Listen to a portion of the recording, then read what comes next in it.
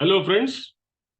जैसा कि हम लोग ने लास्ट लेक्चर में देखा और हम लोग डिस्कस कर रहे थे the various techniques of capital budgeting. Capital budgeting एक इम्पॉर्टेंट टॉपिक है जो फाइनेंशियल मैनेजमेंट में हम लोग इन्वेस्टमेंट डिसीजन में डिस्कस करते हैं। और जैसा कि कई बार हम लोग ये बोल चुके हैं और डिस्कस कर चुके हैं कि फाइनेंशियल मैनेजमेंट को ठीक से समझने के लिए we are suppose to take up three decision: financing, investment and dividend decision. Financial decision के कई वीडियोस मैंने अपलोड किए जिसमें cost of capital, capital structuring, ये सब सारे टॉपिक थे और लास्ट में लेक्चर था source of finance. Investment decision में कैपिटल बजटिंग हम लोग देख चुके हैं और इन्वेस्टमेंट डिसीजन का दूसरा मेन इंपॉर्टेंट टॉपिक जो आज डिस्कस करेंगे वो है वर्किंग कैपिटल। सवाल उठता है कि what do you mean by working capital? Working capital means that capital required for running the company, कि वो पूंजी, वो कैपिटल जो हमको कंपनी को रन करने के लिए मददगार होगी। दो तरह की कैपिटल होती है कंपनी में। एक कैपिटल जिसको हम लोग लॉन्ग टर्म कैपिटल कहते हैं, मतलब जैसे कि इक्विटी शेयर हो गया, प्रेफरेंस शेयर हो गया, रिजर्व एंड सरप्लस हो गया, डिबेंचर, बॉन्ड्स और बोरिंग्स हो गए, बैंक से लॉन्ग टर्म बोरिंग्स होते हैं। मतलब हम लोग पहले ये कैपिटल को जनरेट करते हैं और इस कैपिटल को जनरेट करने के बाद हम उस कैपिटल से एसेट्स को, फिक्स एसेट्स को हम लोग क्रिएट करते हैं।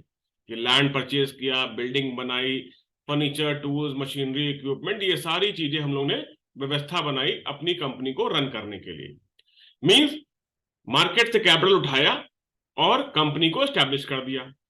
अब कंपनी हमारी जब स्टैब्लिश हो गई तब हम उसको कंपनी को रन भी करना है।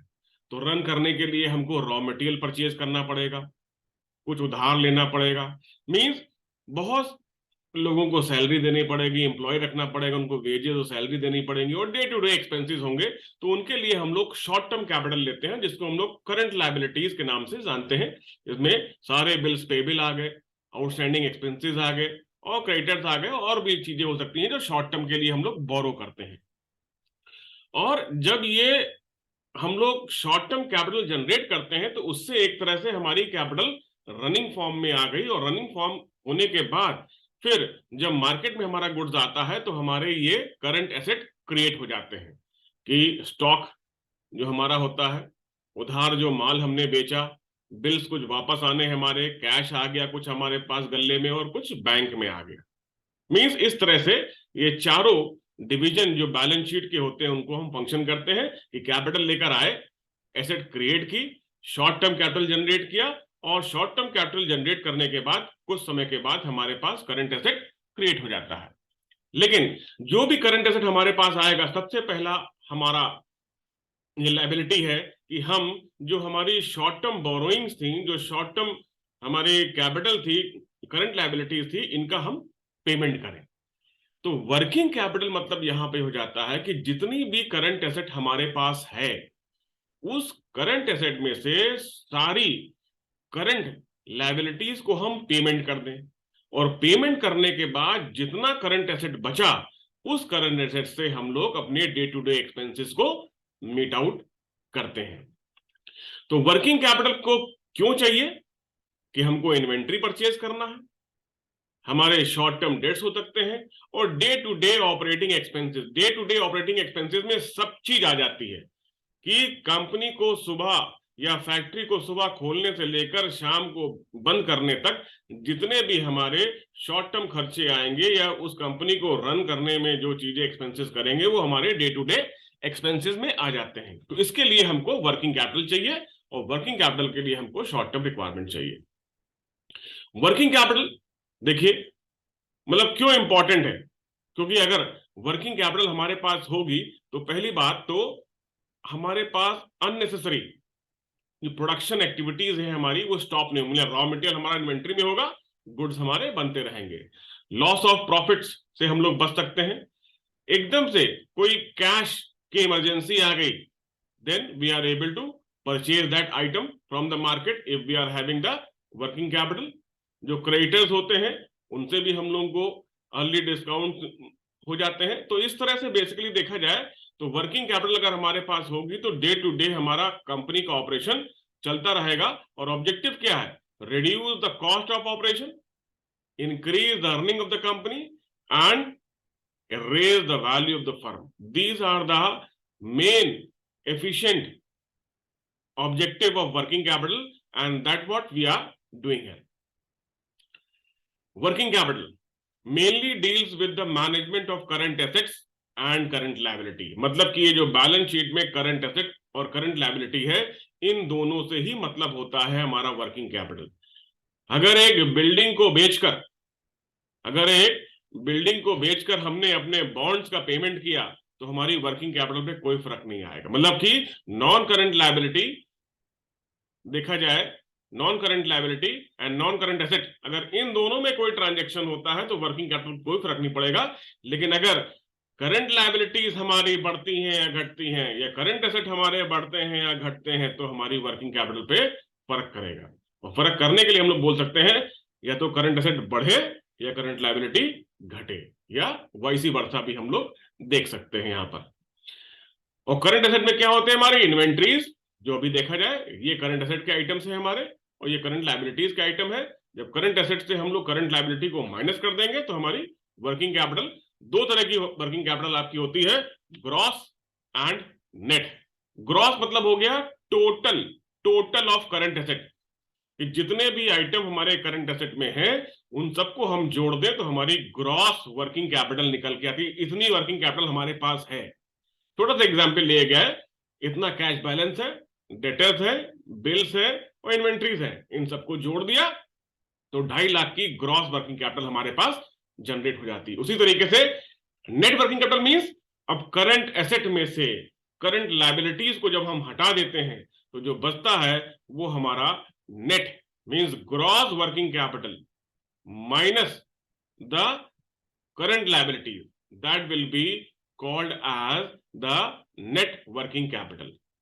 Gross working capital is equal to total current asset and net working capital is equal to current asset minus current liabilities. बिल्कुल साफ है, बिल्कुल सिंपल सा इसका मतलब है। करंट लायबिलिटीज अगर हमारी बढ़ती हैं, ये करंट एसेट अगर हमारे बढ़ते हैं अगेंस्ट द करंट लायबिलिटीज तो वर्किंग कैपिटल हमारी पॉजिटिव होगी, अच्छा है साइन। करंट एसेट अगर हमारे घट जाते हैं और करंट लायबिलिटीज हमारी ज्यादा होती है तो इसका मतलब ये हो गया कि वर्किंग कैपिटल हमारी नेगेटिव है, कंपनी की लिक्विडिटी पोजीशन थोड़ी गड़बड़ है। बेस्ट हम लोग यही मानते हैं कि अगर 2 करंट एसेट है और 1 करंट लायबिलिटी है तो 2 में से 1 का पेमेंट हो जाएगा, फिर भी कंपनी के पास 1 बचेगा और कंपनी अपना फ्यूचर एक्सपेंसेस को मीट आउट कर सकती है, या 1.5 या 1 का रेशियो भी हम लोग कह सकते हैं। डिपेंड करता है किस टाइप की कंपनी है, किस नेचर ऑफ कंपनी है, उसी हिसाब से हम लोग उसको मेंटेन करते हैं। वर्किंग कैपिटल को मेंटेन करने के लिए there are certain number of factors और डिटरमिनेंट्स, जिसे हम कह सकते हैं।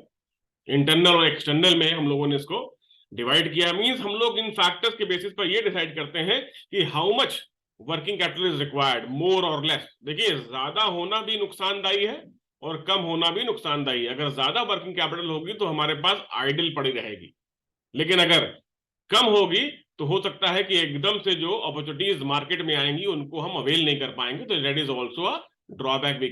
वी ऑलवेज से कि हमारे पास एक ऑप्टिमम लेवल की वर्किंग कैपिटल होनी चाहिए जो हमारे डे टू डे एक्सपेंसेस को, खर्चों को मीट आउट कर पाए।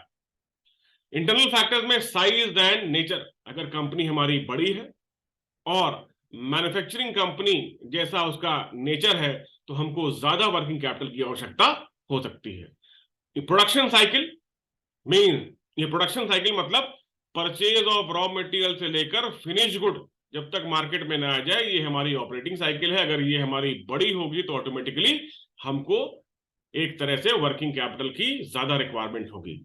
बिजनेस साइकिल, अगर बूम में चल रहा है तो जो माल बनेगा बिकेगा, वर्किंग कैपिटल ज्यादा। रिसेशन है तो उसी हिसाब से वर्किंग कैपिटल की कम रिक्वायरमेंट हमारे पास हो सकती है। द क्रेडिट पॉलिसी, अगर बैंकिंग क्रेडिट पॉलिसी या कंपनी की क्रेडिट पॉलिसी थोड़ी लिबरल है तो automatically there will be more sale in the market on the credit basis, that means the working capital requirement में be there. The credit availability from the supplier, अगर supplier हमको credit दे रहा है तो उस बेसिस पे भी हम ज्यादा माल बना सकते हैं। अगर मार्केट में डिमांड है तो हमारी वर्किंग कैपिटल की जरूरत है और हम उसको मीट आउट करेंगे। मार्केट कॉम्पिटिटिवनेस, अगर मार्केट में कंपटीशन ज्यादा है तो हो सकता है कि हमको कम दाम पे या फिर वॉल्यूम ऑफ प्रोडक्शन करना पड़े, जिससे कि हमारी कॉस्ट ऑफ प्रोडक्शन कम हो जाएगी। दैट मीन्स वर्किंग कैपिटल हमारी ज्यादा होनी चाहिए या ऑप्टिमम रिक्वायरमेंट है। अगर हमारे पास कोई प्लान है एक्सपेंशन का, ग्रोथ है, तो भी हमको वर्किंग कैपिटल की रिक्वायरमेंट है। और ऑपरेटिंग एफिशिएंसी को भी मीट आउट करने के लिए हमको वर्किंग कैपिटल की जरूरत होती है। मींस अगर वर्किंग कैपिटल हमारे पास कम होगी तो ऑटोमेटिकली हमारी एफिशिएंसी घटेगी। और एक्सटर्नल फैक्टर्स में हमारे टेक्नोलॉजी चेंजेस, अगर कोई टेक्नोलॉजिकल चेंजेस आए, that means our production has to make the new product in the market, that means the requirement of working capital is there. Government policies, अगर government policies एकदम से change होती है और government जो है वो सब्सिडी लगा देती है या फिर चीजों के दाम कम कर देती है या टैक्स कम कर देती है, आपकी टैक्स पॉलिसी भी बाद में है, टैक्स कम कर देती है, तो ऑटोमेटिकली इसे आपके मान लीजिए हम लोग डील कर रहे हैं एफएमसीजी प्रोडक्ट में, फ्रिज में और टीवी में, और एकदम से ये गवर्नमेंट पॉलिसी आई कि इन पर हम लोग टैक्स कम कर देंगे तो इनकी सेल बढ़ जाएगी। इनकी सेल बढ़ने के लिए हमको रॉ मटेरियल की जरूरत है, that means working capital requirement is required. तो इस तरह से हम लोग ये कह सकते हैं कि वर्किंग कैपिटल का मैनेजमेंट एक इंपॉर्टेंट एस्पेक्ट है। और एक चीज यहां पर हम और आपको बता दें, मैनेजमेंट ऑफ करंट एसेट हम लोगों को करना है।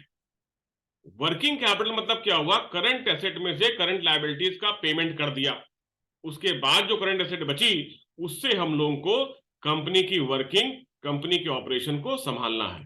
दैट मीन्स स्टॉक मैनेजमेंट, जिसको हम लोग इन्वेंट्री मैनेजमेंट कहते हैं, या फिर रिसीवेबल मैनेजमेंट जिसमें हमारा डेटर्स और बिल्स आ जाता है, या कैश मैनेजमेंट जिसमें हमारा बैंक भी आ जाएगा। तो ये मतलब देखा जाए, the management of stock, the management of receivables and management of cash is basically the working capital management. तो आज दोस्तों हम लोग इतना ही रखते हैं। नेक्स्ट लेक्चर में हम लोग थोड़ा सा और इन डिटेल में आएंगे, जिसमें हम लोग देखेंगे कि हमारी ऑपरेटिंग साइकिल क्या होती है, और न्यूमेरिकल एस्पेक्ट जिसमें हम लोग निकालने की कोशिश करेंगे कि how to calculate the working capital, कौन कौन से करंट एसेट है और करंट लायबिलिटीज है जिनको हम एडजस्ट करके वर्किंग कैपिटल का कैलकुलेशन करते हैं। Okay, thank you all of you.